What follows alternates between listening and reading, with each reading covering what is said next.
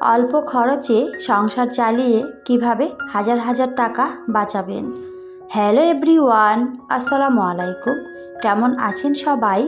I hope সবাই খুব ভালো আছেন আর সুস্থ আছেন। আমরাও আলহামদুলিল্লাহ খুব ভালো আছি। আমার নতুন একটি ভিডিওতে সবাইকে ওয়েলকাম করছি। আশা করছি আজকের এই ভিডিওটি সবার কাছে অনেক বেশি ভালো লাগবে। ভালো লাগলে পুরো ভিডিও দেখার অনুরোধ রইল। আর ভিডিও শুরুতে অবশ্যই একটি লাইক দিয়ে নেবেন। নতুন বন্ধুরা চাইলে আমার চ্যানেলটিকে সাবস্ক্রাইব করে রাখতে পারেন। কয়েকদিন আগে কিন্তু প্রচুর পরিমাণে ঠান্ডা ছিল, তবে যাই হোক এই কয়েকদিন থেকে কিন্তু অনেক সুন্দর রোদ উঠে আর অনেক বেশি ভালো লাগে। আসলে শীতকালে রোদ উঠলে দেখবেন মনটা অনেক বেশি ভালো লাগে।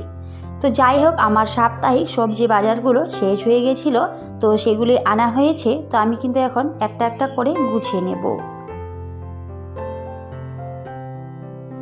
এই শীতকালে কিন্তু অনেক ফ্রেশ শাকসবজি পাওয়া যায়, যেটা দেখেও বেশ ভালো লাগে আর খেতে তো আরও অনেক বেশি ভালো লাগে। দেখবেন শীতকালে যে কোনো ধরনের সবজি খেতে বা যে কোনো ধরনের তরকারি খেতে অনেক বেশি ভালো লাগে, যেটা গরমকালে একেবারেই ভালো লাগে না। তো এই যে আমার সংসারের প্রয়োজন মতোই কিন্তু এখানে সবজি বাজারগুলো করা হয়েছে। তো যেহেতু আমার সংসারে খুবই অল্প মানুষ, তো খুব একটা বেশি কিন্তু আমি বাজার করি না, খুবই অল্প পরিমাণে বাজার নিয়ে আসি। তো আমি কিন্তু এখানে সাপ্তাহিক বাজার করি ঠিকই, কিন্তু এগুলো কিন্তু আমার আবার এক সপ্তাহের আর অনেক বেশি দিনই চলে যায়। তো যেগুলো শুধু শেষ হয়ে যায় সেগুলো পরবর্তীতে আনা হয়, আর যেগুলো শেষ হয় না সেগুলো কিন্তু আর আনা হয় না। তো এখানে কিন্তু অনেক সুন্দর সুন্দর সবজি ছিল। তো আমার এখানে অনেক পছন্দের কিন্তু বাঁধাকপি ছিল, তার সাথে এই যে পেঁয়াজকলি, ফুলকপি, সিম, বেগুন, আলু, তো আরও অনেক কিছুই আমার সংসারের প্রয়োজন মতো কিন্তু আনা হয়েছে। আর এখন কিন্তু নতুন আলুগুলো সত্যি অনেক বেশি ভালো লাগে খেতে, যে কোনো ধরনের তরকারিতে দিলে অনেক বেশি সুস্বাদু হয়। আর এই নতুন আলু ভর্তা খেতে তো আরও অসাধারণ লাগে। তো যাই হোক, আমি কিন্তু এখানে সমস্ত কিছু এখন একটা একটা করে গুছিয়ে নিচ্ছি। তো আমি কিন্তু সবজিগুলো এই র্যাকের মধ্যেই রেখে দিই। আর এখন কিন্তু শীতকাল, খুব একটা কিন্তু নষ্ট হয় না সবজিগুলো। তো আমি কিন্তু সুন্দর করে এখানে রেখে দিচ্ছিলাম সমস্ত কিছুই। তো আমি কিন্তু প্রত্যেক সপ্তাহে বাজার করি, আর সেগুলো অবশ্যই ভিডিওতে শেয়ারও করি। আর সাপ্তাহিক বাজার থেকে কিন্তু আমি অনেক টাকা সেভ করতে পারি, কারণ আমাদের একেবারে গেটের সামনেই কিন্তু বাজার। তো সেই জন্য কিন্তু আমাদের কাছ থেকে সবজির দামটা কখনোই বেশি নেয় না, যেটা তাদের কেনা দাম সেটাই নিয়ে থাকে। তো আমি কিন্তু প্রত্যেক সপ্তাহে সবজি বাজার থেকে আমি 130 টাকা করে বাঁচিয়ে রাখি, জমিয়ে রাখি। কারণ ওই যে বললাম, আমাদের কাছ থেকে কিন্তু টাকাটা খুবই অল্প পরিমাণে নেয়, যেটা তাদের কেনা দাম সেটাই নিয়ে থাকে। তো সেই জন্য কিন্তু আমি সবজি বাজার থেকে প্রত্যেক সপ্তাহে 120 টাকা বা 30 টাকা করে জমিয়ে রাখি। আর আমি সব সময় চেষ্টা করি যে জিনিসগুলো আমার দরকার আছে সেগুলি নিয়ে আসার, এর বাইরে কিন্তু কোনো কিছু কেনাকাটা করি না। আসলে প্রয়োজন মতো সব সময় একটা সংসারে আমাদের চলা উচিত, বা প্রয়োজন মতো জিনিসগুলো আনা উচিত। প্রয়োজনের অতিরিক্ত কিছু আনতে গেলে সেখানে কিন্তু সংসারের খরচটা আরও অনেক বেশি পরিমাণে লেগে যায়। তো অবশ্যই সেই দিকগুলো ভেবে চিন্তেই কিন্তু আমি সব সময় চলার চেষ্টা করি, আর সেই জন্য হয়তো আমি আমার সংসার থেকে অনেক টাকা সেভ করতে পারি। আমার মতে প্রত্যেকটা গৃহিণীর অবশ্যই এভাবেই একটা সংসারে চলা উচিত। টাকা জমিয়ে রাখা উচিত, বাঁচিয়ে রাখা উচিত, কারণ টাকা জমিয়ে রাখাটা বর্তমান সময়ে অনেক বেশি দরকার। তো যাই হোক, যখন সবজি বাজার করেছিল তার সাথে কিন্তু এখানে মাছ নিয়ে এসেছিল। আর হাটের দিন করে কিন্তু প্রত্যেকটা জিনিসের অনেক কম পরিমাণে দাম থাকে। তো সেই জন্য কিন্তু হাটের দিন করে আমি বেশিরভাগ বাজারগুলো করার চেষ্টা করি। তো এখানে কিন্তু দুই ধরনের মাছ নিয়ে এসেছিল। তো একটা বলেছে আমার হাজবেন্ড ভাজা খাওয়ার জন্য, আর একটা কিন্তু আমি আলু দিয়ে ঝোল করে নেব। আর এখন কিন্তু নতুন আলু দিয়ে মাছের ঝোল সত্যি অসাধারণ লাগে খেতে। তো এই যে আমি কিন্তু তারপরে মাছগুলো সমস্ত কিছু সুন্দর করে ধুয়ে নিয়েছি। আমি বলতে ভুল হবে, মামি কিন্তু সুন্দর করে সমস্ত কিছু ধুয়ে দিয়েছিল। আসলে এখন পানির কাজটা খুবই কম করি, কারণ ছোট বাচ্চা নিয়ে সংসারে কাজ করতে হয়। পানির কাজ বেশি করলে আমার বাচ্চাটা ঠান্ডা লেগে যায়, আর এমনিতে ওর অনেক ঠান্ডার সমস্যা। তো সেই জন্য কিন্তু মামি এই কাজগুলো করে দেয়, আর বাকি যে কাজগুলো সেগুলো কিন্তু আমি করে নেওয়ার চেষ্টা করি। তো সমস্ত কিছু ধুয়ে রেডি করে দিয়েছিল। তো তারপরে কিন্তু আমি শুধু রান্নাটা করে নিচ্ছিলাম। তো এই যে মাছগুলো কিন্তু আমি তারপরে ভেজে নিচ্ছিলাম। আর ভাজা মাছ খেতে আমার তো অনেক ভালো লাগে, তো কিছুটা ভাজা মাছ রেখে দেব, আর বাকিটা কিন্তু আমি ঝোল করে নেব। আর যে ছোট মাছটা নিয়ে এসেছে তো সেটা কিন্তু আমি ভেজে নেব, সেটা আমার হাজব্যান্ডের জন্য। আসলে এই ছোট মাছ ভাজা খেতে তো অসাধারণ লাগে। শীতকালে দেখবেন যে কোনো ধরনের জিনিস খেতেই অনেক বেশি ভালো লাগে। একটা সংসারে আমাদের অবশ্যই সব সময় হিসেব করে চলা উচিত। হিসেবের বাইরে কখনোই কোনো কিছু করা উচিত নয়, এতে কিন্তু সংসারের খরচ অনেক বেশি পরিমাণে লেগে যায়। আমি আমার বেশিরভাগ ভিডিওতে এই কথাগুলো বলে থাকি। নতুন গৃহিণীরা অবশ্যই একটু হিসেব করে চলার চেষ্টা করবে। দেখবেন আমরা যখন নতুন নতুন সংসারে আসি তখন কিন্তু আমরা খুব একটা কিছু বুঝি না, না বুঝেই কিন্তু অনেক কিছু জিনিস কেনাকাটা করে ফেলি। হয়তো অনেক শাড়ি গয়না এগুলো কিন্তু কিনে ফেলি, আর এগুলো কিন্তু আমাদের পরবর্তীতে কোনো কাজে আসে না, সেগুলো কিন্তু ফেলে রাখতে হয়। আমারও কিন্তু এরকম অনেক কিছুই রয়েছে, হয়তো আগে সেগুলো একেবারেই বুঝতাম না। অনেক জিনিস কিনেছিলাম, অনেক শাড়ি কিনেছি, অনেক গয়না কিনেছিলাম, যেগুলো কিন্তু এখন আমার আলমারিতে পড়ে রয়েছে, যেগুলো এখন আমার একেবারে কাজে আসে না, আর সেগুলো পরাও হয় না। আমরা কি করি, নতুন নতুন বিয়ে করে যখন সংসারে আসি সত্যি তখন কিন্তু অনেক কিছুই কিনি, যেগুলো পরবর্তীতে আমাদের একেবারেই আর কাজে আসে না।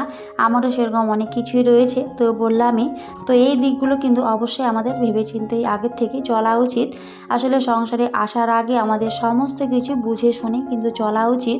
সমস্ত কিছু জেনে বুঝে একটা সংসারে আসবেন, দেখবেন সেখানে আপনি অনেক বেশি ভালো থাকতে পারবেন, অনেক কিছু কিনতে পারবেন। তো আমি যদি সেই শাড়ি গয়নাগুলো যদি না কিনে আরও ভালো কিছু জিনিস কিনে রাখতাম, যেগুলো হয়তো আমার সংসারে আজকে অনেক বেশি কাজে লাগতো, তো তখন হয়তো সেই বুদ্ধিগুলো ছিল না।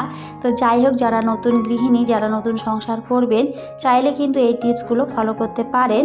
সত্যি বলতে অতিরিক্ত কোনো কিছু না কিনে যদি আপনি আপনার সংসারের জন্য কোনো কিছু কেনাকাটা করেন, দেখবেন সেটা আপনার পরবর্তীতেও অনেক বেশি কাজে আসবে, আর সত্যি অনেক বেশি ভালো থাকতে পারবেন।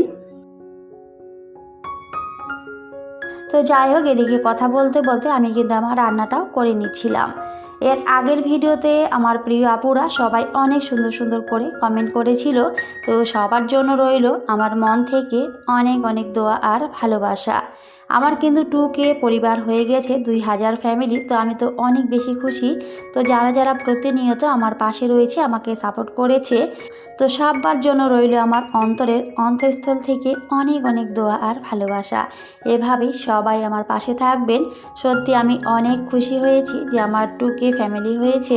সত্যি আমি অনেক খুশি, যেটা হয়তো আমি কখনো ভাবতেও পারিনি। তবে অনেকের কাছে হয়তো এটা সামান্য কিছু হতে পারে, তবে আমার কাছে এটা অনেক কিছু। তো যাই হোক, সবাই এভাবেই আমার পাশে থাকবেন, আমাকে ভালোবাসা দিবেন। সত্যি এর থেকে বেশি আমি আর কিছুই চাই না। এদিকে কথা বলতে বলতে আমি আমার সংসারের কিন্তু কাজগুলো করে নিচ্ছিলাম। এই যে ঘর পরিষ্কার করার কাজগুলো, এগুলো কিন্তু প্রত্যেকটা দিনই করতেই হয়, না চাইলেও কিন্তু করতে হয়। কারণ এত পরিমাণে ধুলো হয়ে থাকে প্রত্যেকটা জায়গায়, প্রত্যেকটা জিনিসে, সত্যি একেবারেই ভালো লাগে না। তো আমি কিন্তু আমার সংসারের একটা একটা করে জিনিস তারপরে গুছিয়ে নিচ্ছিলাম আর পরিষ্কার করে নিচ্ছিলাম। আজকে কিন্তু আমি খুব তাড়াতাড়ি আগে রান্নাটাই করে নিয়েছিলাম, কারণ সকালবেলা যেহেতু বাজার করে নিয়ে এসেছিল, তো সেই জন্য ভাবলাম আগে রান্নাটা করে নিই, তারপরে কিন্তু বাকি কাজগুলো করে নেব। আর এখন কিন্তু অনেক সুন্দর রোদ উঠেছে, তো আমি কিন্তু উপরের রুমগুলোতে এসেছি, আর এই যে সমস্ত কিছু কিন্তু একটা একটা করে গুছিয়ে নিচ্ছি।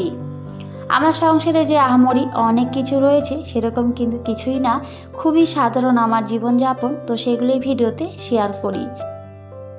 তবে আমার এই সাধারণ জিনিসগুলো যে আপনারা এত বেশি পছন্দ করেন, আমার ঘরের আলমারিটা পছন্দ করেন, তো অনেকেই বলে, তো আমার তো অনেক বেশি ভালো লাগে।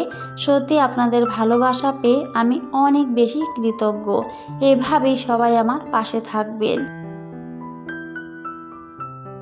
তো যাই হোক, এক আপু মনির কমেন্ট করি, তো এক আপু কমেন্ট করেছিল, তবে আপুর কিন্তু কোনো চ্যানেল নেই, তো সাধারণ একজন দর্শক। তো আপু কমেন্ট করেছিল যে আমিও ঘরে বসে টাকা ইনকাম করতে চাই, আমারও অনেক বেশি টাকার প্রয়োজন।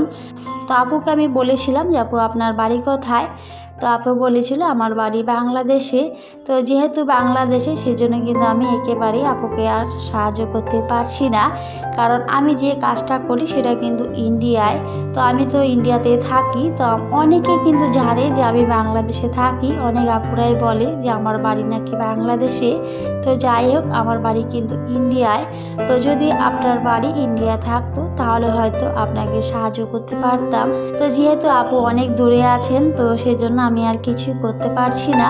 তবে আপুর জন্য অনেক অনেক দোয়া রইল। আপনিও যেন এরকম একটা কাজ করতে পারেন, ঘরে বসে টাকা আয় করতে পারেন। অনেক অনেক দোয়া করি আপু।